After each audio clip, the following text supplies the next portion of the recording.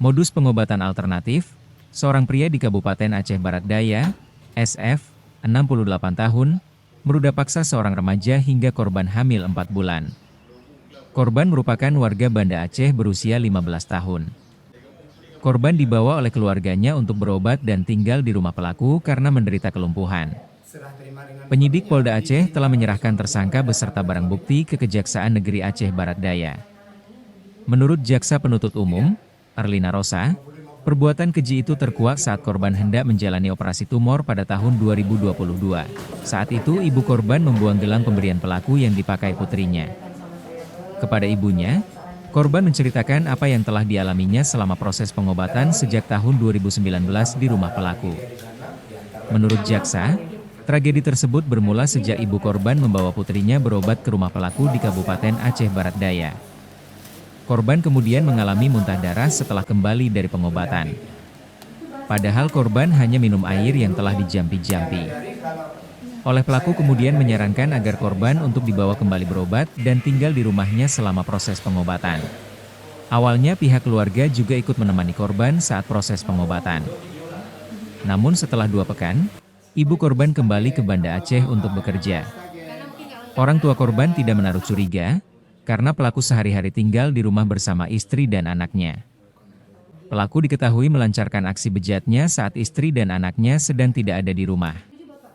Selama proses pengobatan, korban juga dilarang untuk bertemu dengan orang tuanya.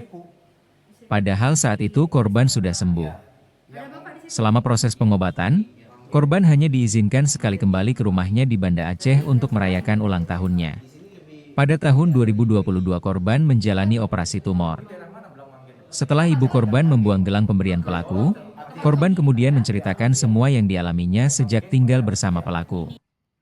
Korban juga diketahui sempat hamil 4 bulan yang kemudian digugurkan oleh pelaku. Pihak keluarga kemudian melaporkan kasus tersebut ke Polda Aceh. Korban kini mengalami trauma dan depresi hingga memerlukan penanganan khusus. Di tahun 2021, dia itu sempat karena udah berapa kali dilakukan persetubuhan oleh si terdakwa, dia hamil sampai usia kehamilan 4 bulan, si terdakwa memberikan ramuan dan dia gugur anak kandungannya. Gugur itu semua dilakukan oleh si terdakwa di rumahnya.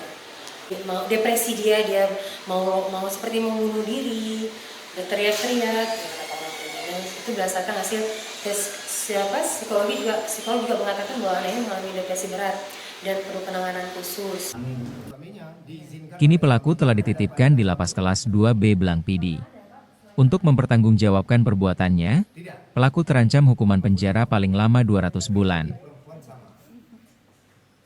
Tim Liputan Aceh Video.